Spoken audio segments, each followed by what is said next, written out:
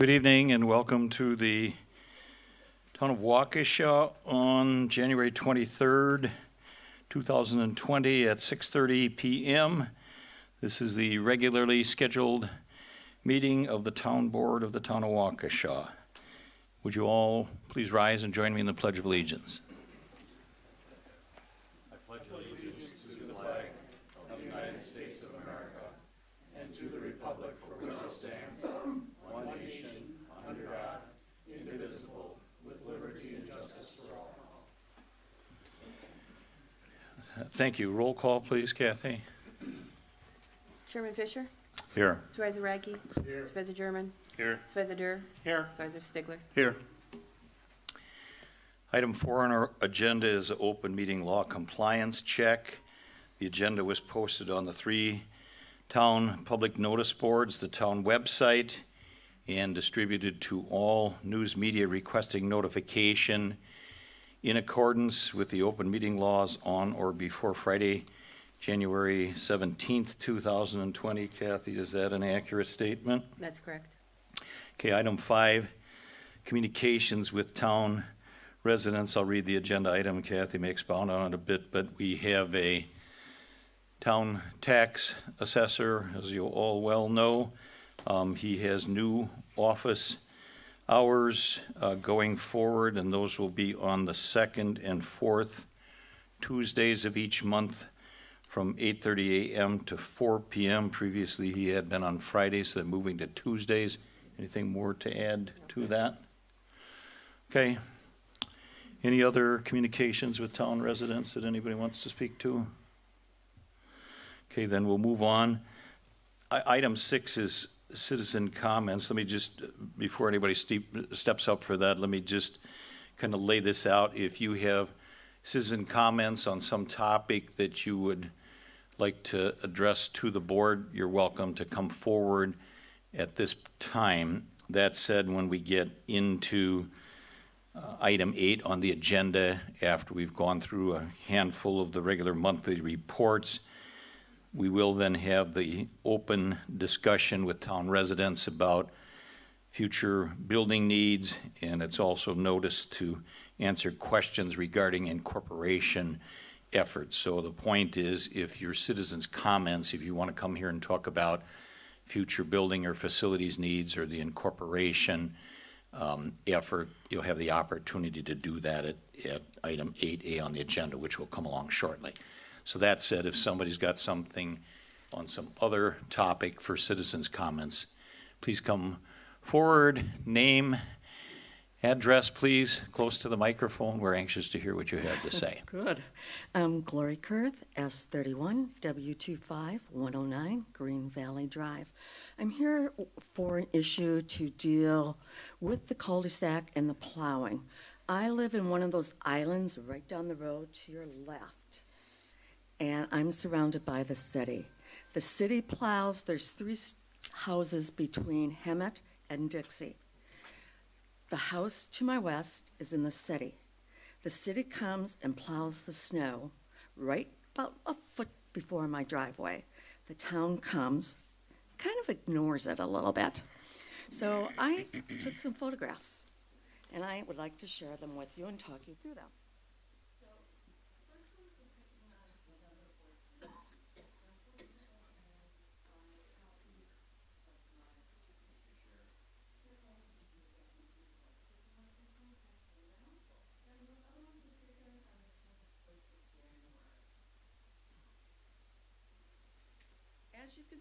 As you can see on the first one of 11/14th, where the cul-de-sac is, part of the cul-de-sac is open.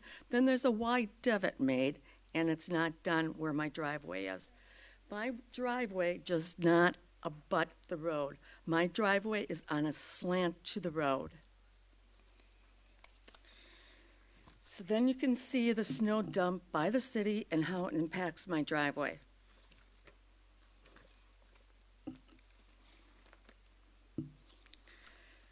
Then, on the 21st of January of this year, I decided to do reference I put my garbage can out for pickup on Tuesday. You can see where I put it at the end of my driveway. The second photograph shows where the company drops it off right in the road, and that's consistent. Also, the subsequent photographs, you can see how the snow pile is getting higher and higher. And it's very annoying to back out of my driveway, and because traffic is heavy on that street, and they speed. I'm afraid my vehicle is going to be rear-ended as I proceed out, even though I stop. My neighbor across the way, Terry Buckles, is unable to be here tonight, and I have photographs of hers as well. Basically, her side of the street, which is on the north side, is not opened at all. It's just plowed straight through, so she has to plow a good section of the road like I have to as well.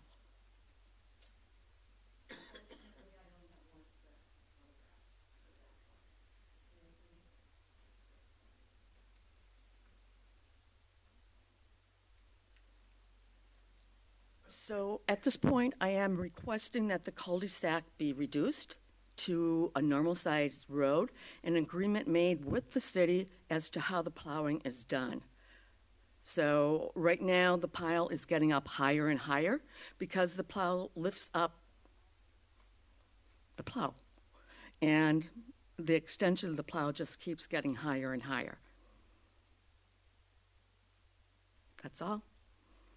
Okay, we appreciate your expression of your concern. Thanks for the photographs. You're welcome. Give us an opportunity with Public Works and staff people. We'll not respond to this immediately tonight, but we'll dig Correct. into it and probably involve you in the conversation in the near future. I would really enjoy that. Good. Thank you. Okay, thank you. Who else would like to speak?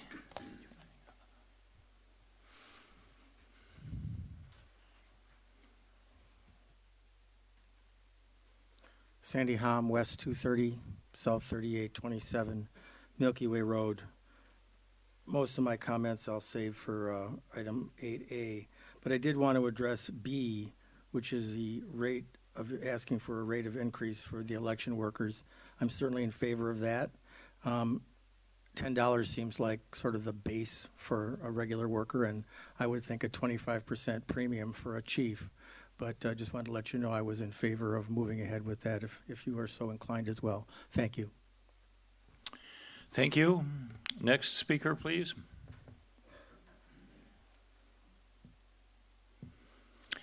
Last call for citizens' comments. If not, we will move on from there. Item 7, we have 5 reports. First, the clerk treasurer report. Kathy? So at the treasurer portion, we completed our January settlement taxes. Approximately 59% of the real property tax has been collected. Today, you'll be approving payments of bills. In the payments of bills, there's overpayments, tax overpayments, where people overpaid their taxes. All of those that were paid in December, you will be approving tonight. Our general fund revenues from 2019 is $2,604,546. Our general fund expenditures were $3,044,500, which includes a $450,000 transfer to capital. Our fire inspection revenues were about $60K. Our fire inspection expenses were about $46K. Our capital fund revenues of $916,065 included a $450,000 transfer from general fund. Our capital fund expenditures of $354,318. In 2020, so far, we have general fund revenue of $2,328. That doesn't include the tax settlement at this point. The general fund expenditures of $84,571. Zero revenues for fire inspection and $1,706 for expenditures. No changes in capital fund.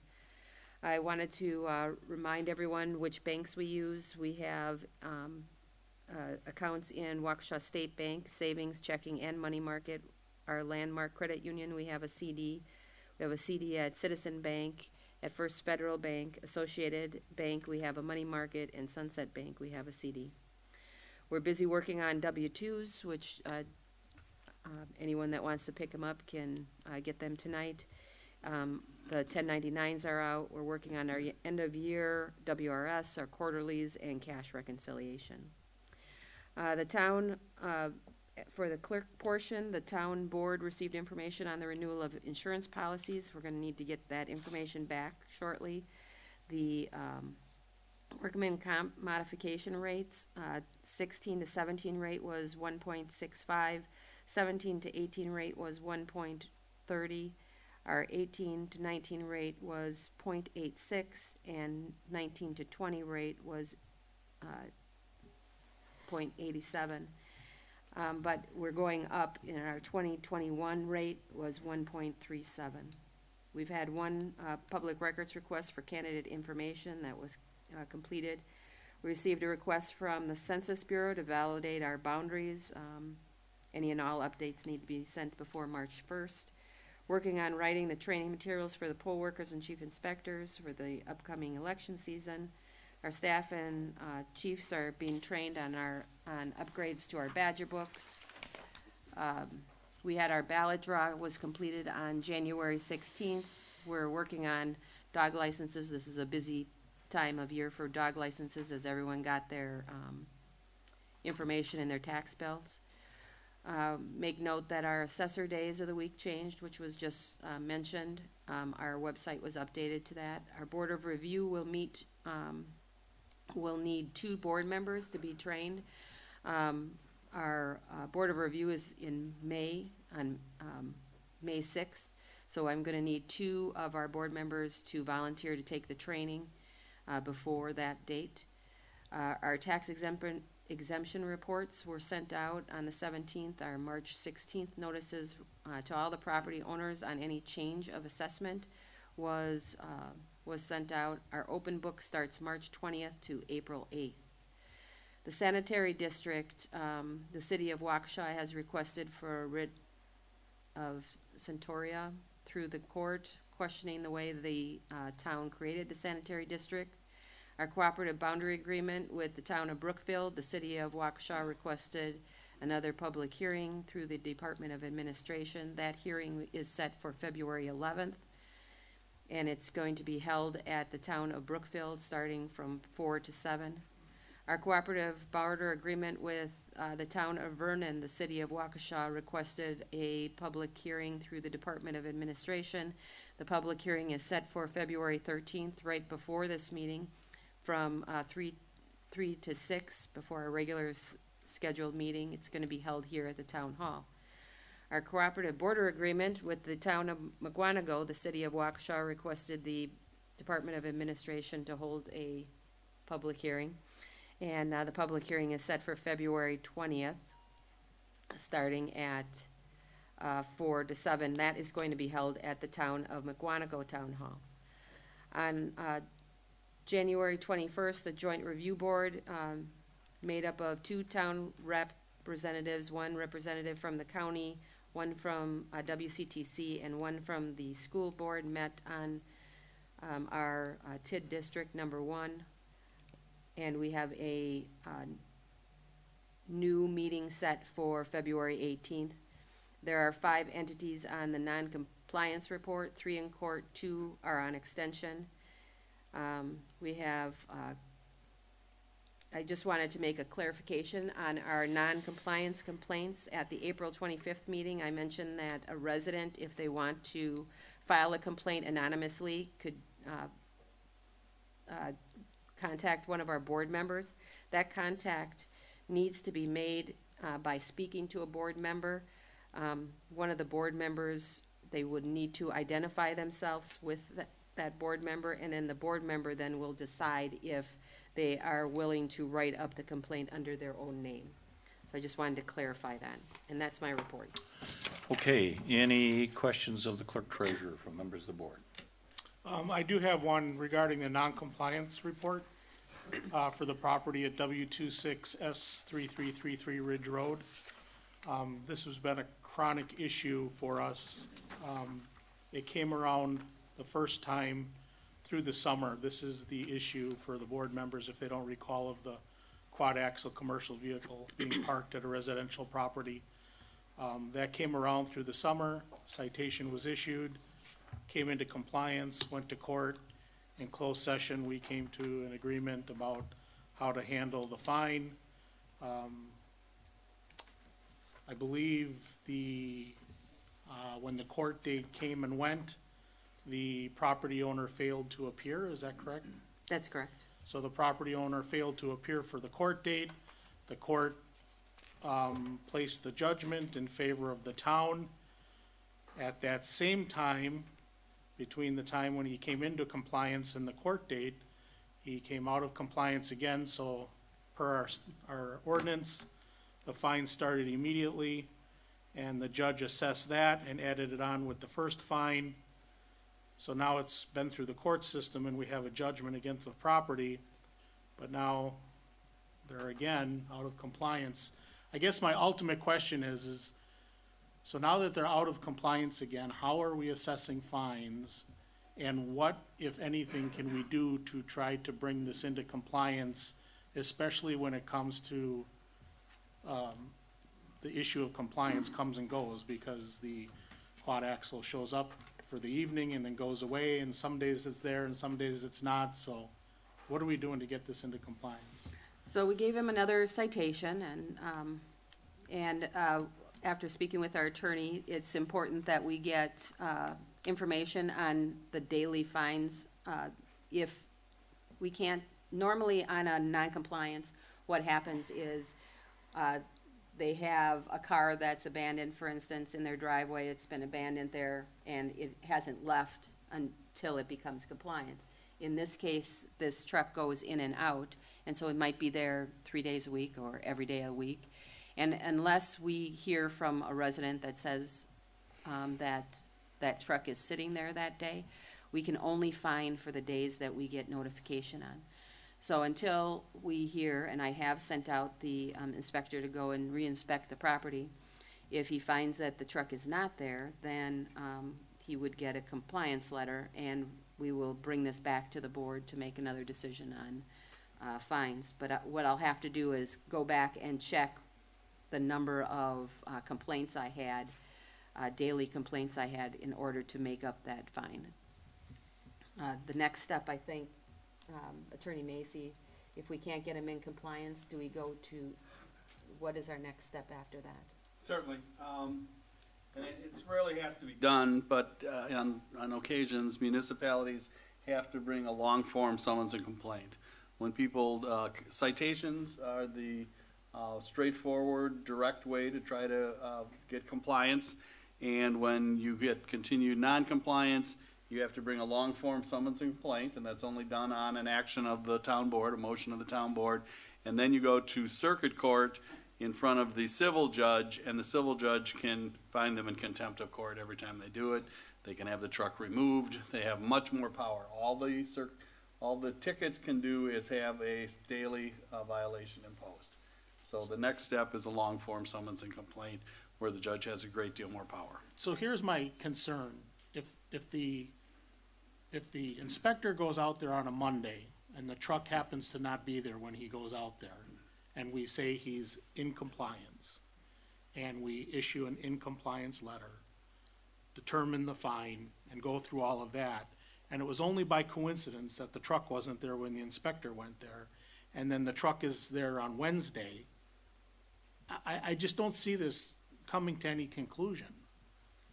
So the next step would be the next step then would, according to Attorney Macy, would be to put it on an agenda item and talk about if the board is interested in doing a long form summon and complaint. So if he comes into compliance when the inspector goes there next time on a Monday, and we send the letter that he's in compliance and assess the fine, if 3 or 4 days later, for the 4th time he comes out of compliance again, would that be the next step then? That's a policy decision. All the staff Okay, would do is that's a fair answer. constantly issue the citations and bring to your attention how many citations have been issued under the reports. Yeah. And then ultimately you say, one of yourselves says, we'll put it on the agenda. Okay. For the potentiality of moving it to the next step. I mean, I just want to We'll point out, continue to treat them the same as we treat every complaint and issue the citations on a viable complaint that, you know, go through the process. But just because it wasn't there that day they looked, doesn't mean someone can't complain an hour later. And we take people at their word, we just go out to see if there's compliance. But they don't get a grace period anymore, you already stated that. Right. I understand that. Yeah, that's important. Most I just people- want to work into a direction that satisfies the people who live in the neighborhood that have to look at the truck. And the homeowner doesn't appear to have any concern over this whatsoever, since he didn't even show up for the court date. So, the residents in that area that are making the complaints are sending me a picture of, Yep. a dated picture as well, so. Good. All right, thank you. Okay, thank you. Any other questions about the clerk treasurer's report? If not, we'll move on then to item 7B, DPW report. Jerry, is that you? Come on.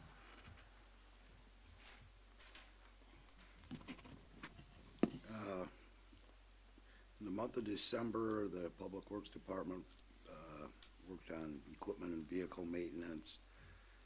We took care of some sign work. We did some building maintenance.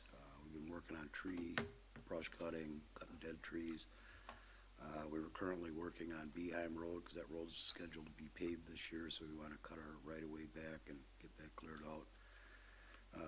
We also were able to work on road patching. We had some really good weather in December.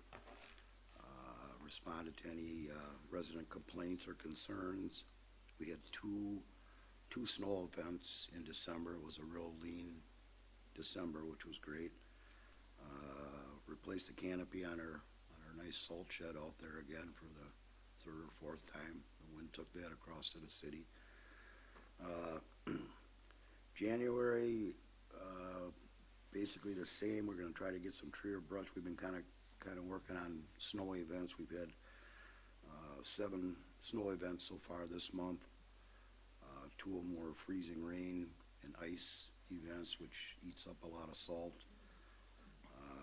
Worked on job order, snowplow complaints, did a little bit of road patching, a lot of vehicle and equipment maintenance. Fortunately, all our trucks were able to get back to the garage. Nothing broke out on the road. We were able to limp them in and keep those going. Our salt consumption, we've used 663 tons of salt so far this year. We had 300 tons left over from last snow season, so we've actually used 363 tons. That gives us about 737 tons on hand. A typical event, each truck, we've got 6 routes. That consists of 7 trucks that are going out. Each truck goes out with about 9 tons on it. We don't necessarily use all of that. So that's 63 tons. That's roughly 1 ton per road mile. That's my report. Given a weather report tonight? Gonna snow. I'm not gonna go there. Smart man. Okay, any questions of Jerry? A couple. First, the remnants of TT that are now cul-de-sacs, Yes. are we plowing those? No. Okay, good, thank you. Then next, the last time I think you were here was October, because we don't have second meetings in November or December. And I had asked that you take a look at the remnant of the cul-de-sac on Green Valley, to see if we could cut that into a straight road, maybe work up a proposal of what it would cost to road cut it, seed it, and do all that. Have you had an opportunity to look at that? I have looked at it. I think that's something that our engineer might have to look at. It's not something the Public Works is gonna do. I mean, that's road bed. It's not as easy as just, you're gonna have to extend the driveways. There's more to it than just, you know, cutting the asphalt off the cul-de-sac and planting grass. Okay, so you want me to take that to the engineer? I would think he should look at it, because I'm not a paver. Okay. I'll do that then.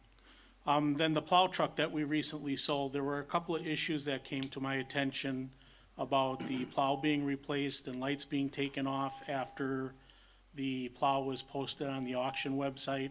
I know that before the vehicle was looked at, the plow was replaced at the direction of the then administrator, but then we got a complaint from the purchaser about the lights that were taken off after it was posted, and it got into be a whole thing. Can you help us understand what all took place there? The plow that came with that truck was a wide-out plow, and it would work on either the pickup truck or the one-ton. Can you go a little closer to the mic, please? The plow that we purchased would work either on the pickup or the one-ton, and I wanted to keep the wide-out plow. It was a little bit nicer plow than the one that's on the pickup. Apparently, okay, it had to be sold with the equipment. I was told that it needed to be sold with the equipment that we purchased it with, okay, which it was. All the hazard lights, the beacon on the roof, the strobes on the back was installed by us. All the switches, all that was not part of the truck purchase. The truck came with no lights.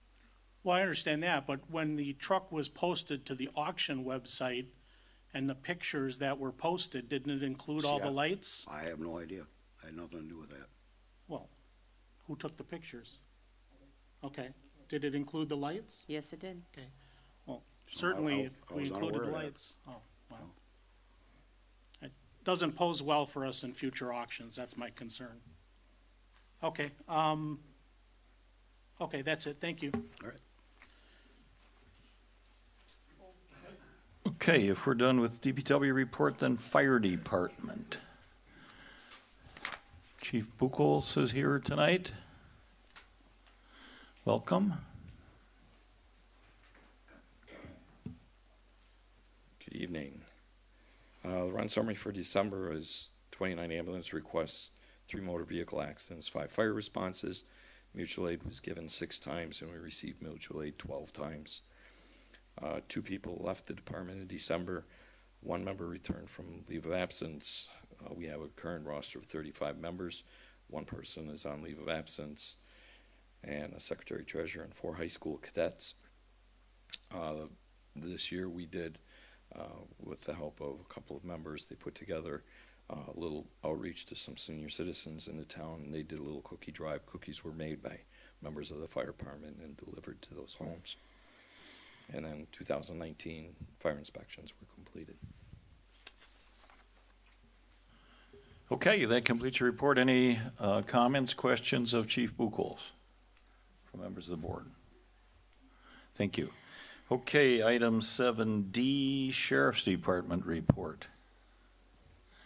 Looks like we have Deputy Moose's understudy tonight. Welcome, Captain Moonen. Thank you, Board. For the month of December, the contract covered 21 shifts in the town.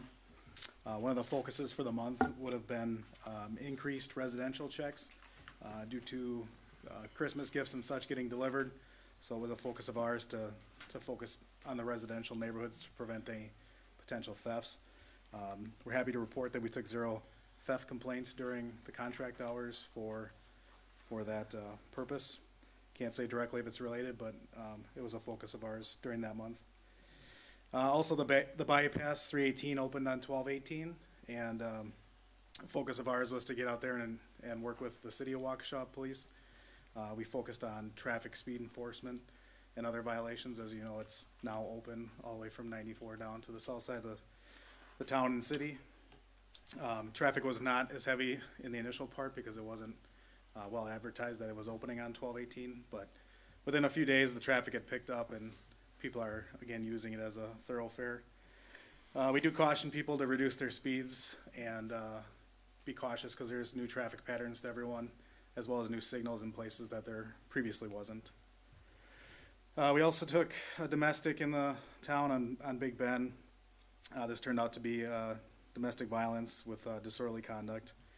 The situation was resolved and there was charges referred. The town deputy also responded to a well-being check and conducted a missing persons investigation for a female that left her residence and had not shown up to work. After investigating, we ended up finding out that she was well and just in a different location. Again, for the next coming January, we're gonna continue to focus on the new bypass as it goes through the town, because we, suspect more people are gonna become aware of it and use it as a regular route. So we'll continue to do speed enforcement, during our operations. Quick, maybe just question for you, if you would, since we have quite a number of town residents present tonight, which is a good thing, and hopefully many watching on YouTube. Would you just real quick, very quickly explain in a sentence or two the level of service that the Sheriff's Department is providing to the town of Waukesha? We entered into just late last year a 5-year contract, right? And would you just explain the level of service, number of days of the week, hours of the day, so people have a general understanding of that, please? Yes, thank you. With the new contract, we're covering a 5-day on, 2-day off, 4-day on, 2-day off schedule. It roughly equates to 21 to 22 second shift hours throughout the month. It just varies based off of the deputy schedule. During that time, Deputy Ellie Moose is your assigned contract officer, and then she does have vacation days and stuff that we substitute other deputies in there, so we don't shortchange the staffing through the month. Other than that, the sheriff does cover 24-hour statutory coverage, which would account to the township sharing with another township that deputy. So the part dedicated to the town is basically second shift typically, Correct. 3 to 11. Deputy Moose's patrols stay within the town unless a mutual aid is Right. requested from a neighboring department, but she only focuses on the town's activities during second shift hours. Sure. And we're not disseminating that information to encourage people to disobey laws during other hours, right? That's not the purpose of it. We're just trying to provide an understanding of what the taxpayers are buying. Fair enough? Correct. They may be lucky and catch her off day, but there'll still be sheriff squads during those hours, and they may just be leaving to go to maybe Genesee or Vernon Good to show. assist. All right. Other questions of Captain Moonen? Thank you very much. Thank you, sir. Okay, and finally, kind of a new thing, 7E, Weed Commissioner Report. I think you've got a written report from Mike Borchert, the Weed Commissioner, in your packet. I don't know that there's any need, unless there are questions about that, to go through that. Does anybody want to have him explain any of that? Okay, then we'll move on. Item 8, discussion possible action. Item 8A is open discussion with residents on future building needs and answer any questions regarding the incorporation efforts. I suspect that's why many of you are here tonight. I think the vision of this truly is to have a very open discussion on this, as long as things don't get out of control. My thought is that this will be somewhat interactive. It's not a public hearing. We're not going to have real rigid rules. We'll give people opportunities to speak from the public. We'll have staff members and board members speak to issues regarding the future building needs. We'll deal with that first, and anything then about incorporation efforts we'll take after we're finished with that.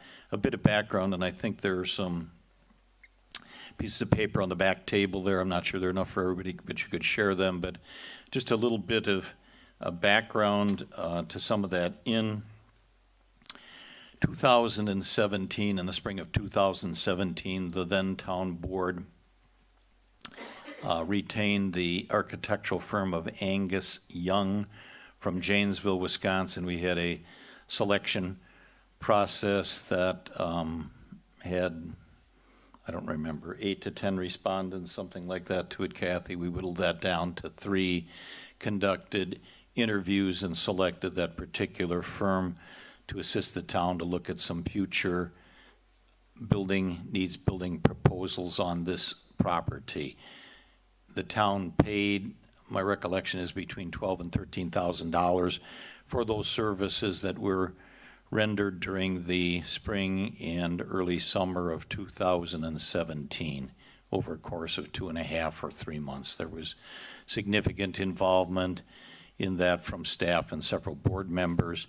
Their work product that they ultimately delivered, and I think there may be some of these, it's on the website, it's in the packet, but they prepared a drawing with a site plan that showed a new public works building on this property back generally in the area where the recycling area is. They showed a two-story addition to the front of the building out in front of the existing fire department bays on the far north side of the building. They also showed a salt